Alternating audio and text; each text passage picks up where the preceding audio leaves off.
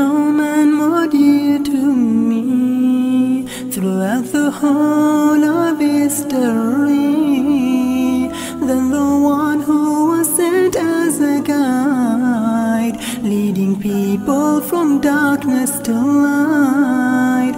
His message was simple and clear, that there is one God whom we must all fear, inviting people towards Allah.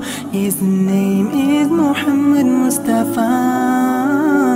His name is Muhammad Mustafa. بلغ الأولى بكماله كشف الدجى بجماله حسنت جميع خصاله صلوا عليه وآله. He is the greatest man of all time.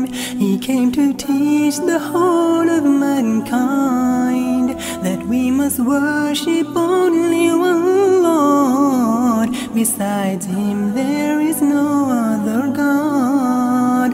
Islam is what he came to teach.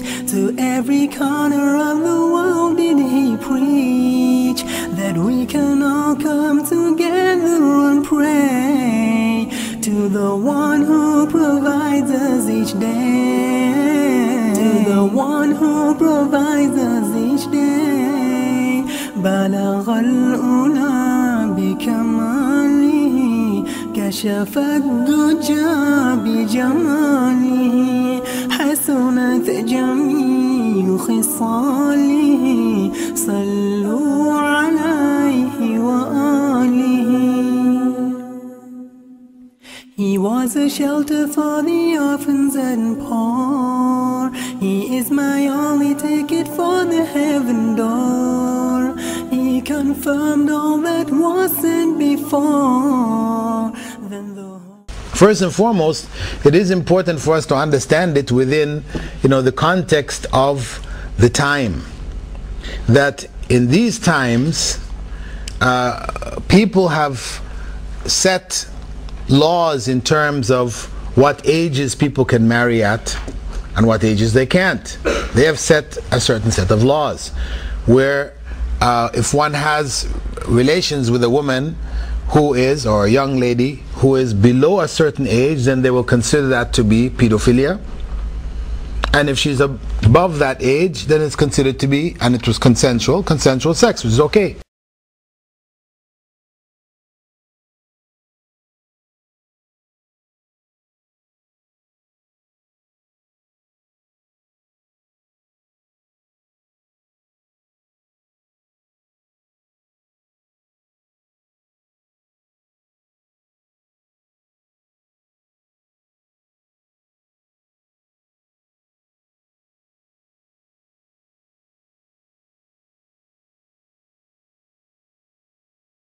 The point is that when you go and look at the numbers across Europe, you will find that it varies from country to country, varying all the way from 12 to 18.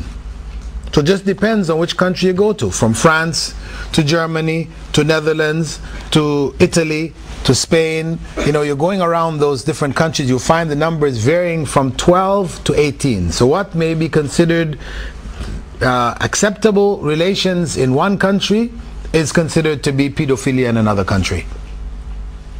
So they have numbers that they have set to define where consensual sex is acceptable or not.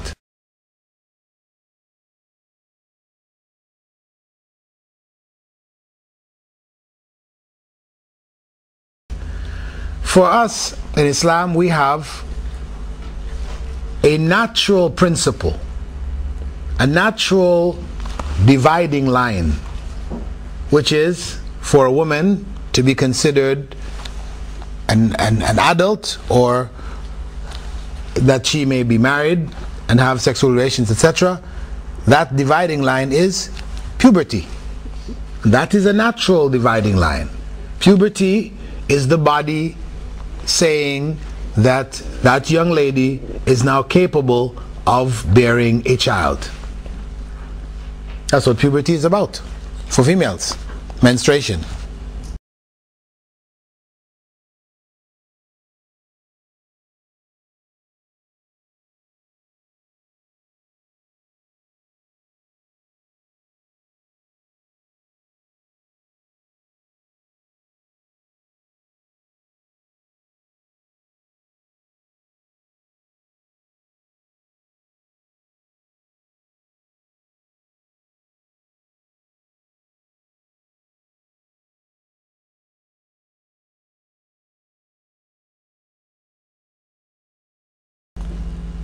So whether one in this society considers that person still to be a child or not, that's not the issue. The issue is that biologically she is now an adult capable of bearing child. That is the bottom line. And it's a natural division. And that will take into account variations which exist amongst people, amongst tribes, areas of the world, etc. Because you'll find that number varying. In Arabia, 9 was a common age for puberty. Other countries, it varied.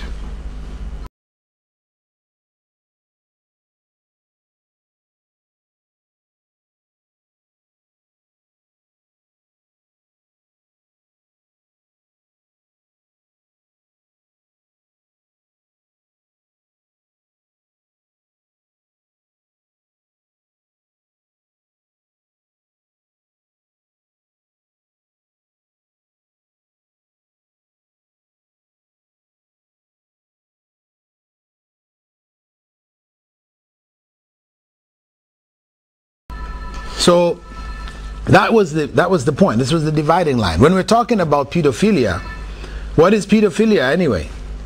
Is pedophilia really adults going and marrying children? No. The pedophiles were coming out of Britain and Germany. This is the most largest body of pedophiles, and the US, you know, going into Southeast Asia, to Thailand, to Sri Lanka, the Philippines, these countries where people are in poverty, right?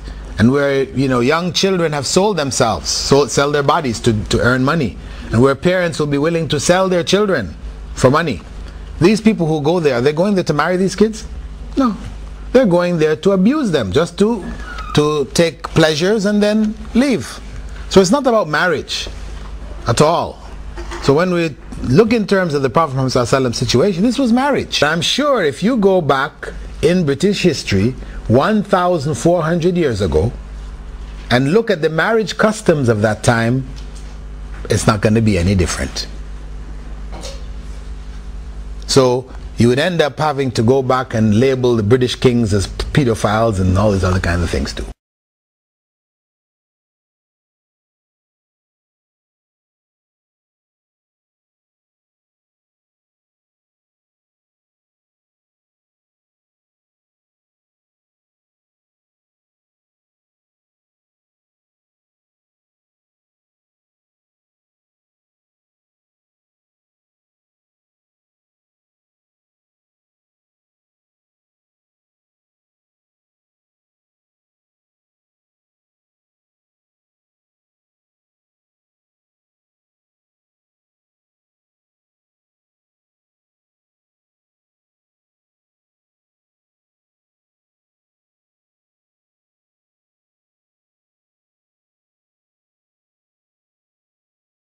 The point is that in the world at that time, they didn't have, they had not set these older ages that we now find 18 and 16 and 18, this type of thing, as they have here today.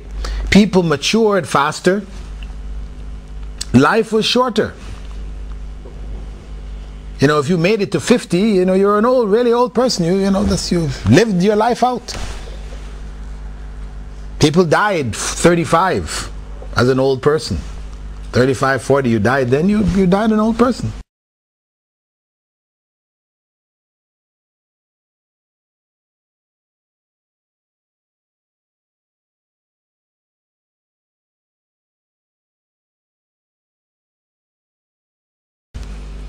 So life was, people developed much faster.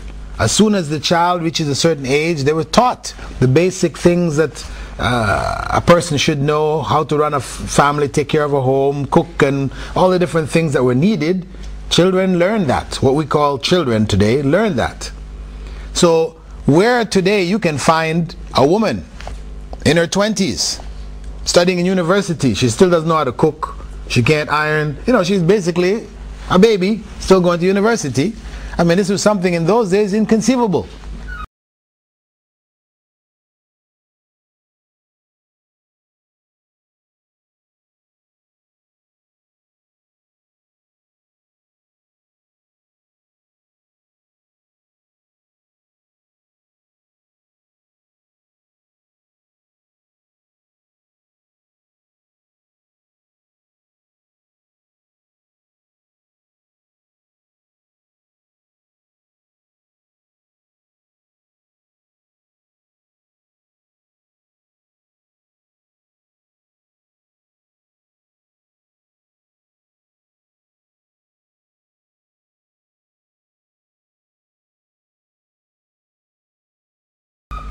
Right? So the attitudes of society towards responsibility and all this kind of thing have changed.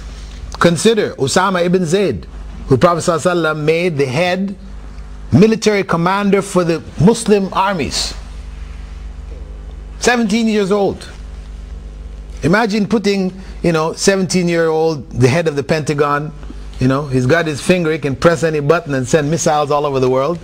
Hey, we would be in World War III in a minute, right? So we know that there was a whole different level of maturity. People matured at a whole different pace.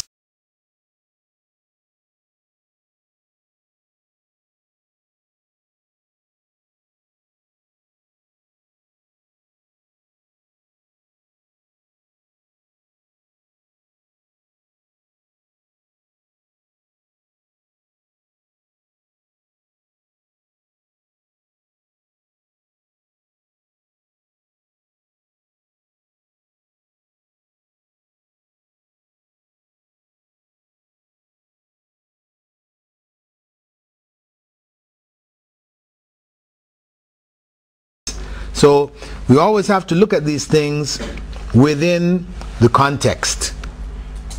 And then we look at the consequences. People who have suffered from pedophilia in childhood, what about those people when they reach adulthood? These people have problems. They got psychological problems. They're going to psychiatrists and they've got all kinds of... Who was Aisha?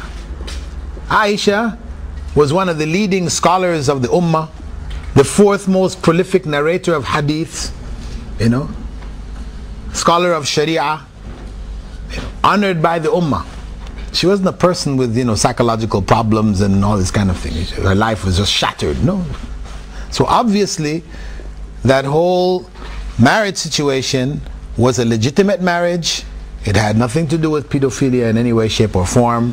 It was a legitimate marriage which produced positive and good results.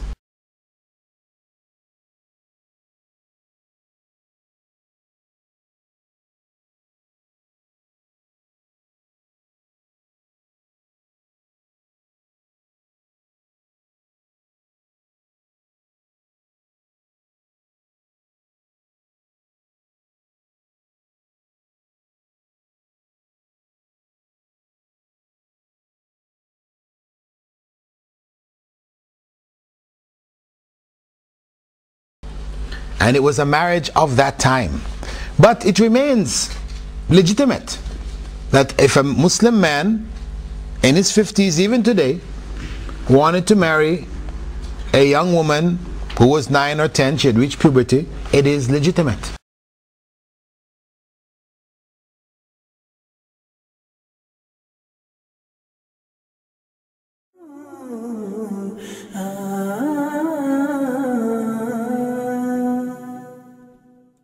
There is no man more dear to me throughout the whole of history than the one who was sent as a guide, leading people from darkness us to light. His message was simple and clear, that there is one God whom we must all fear, inviting people towards Allah. His name is Muhammad Mustafa. His name is Muhammad Mustafa. بلغ الأولى بكماله، كشف الدجى بجماله، حسنت جميع خصاله، صلوا عليه وآله. He is the greatest man of all time. He came to teach the whole of mankind that we must worship only one Lord. Besides him there is no other God. Islam is what he came to teach. To every corner of the world did he preach.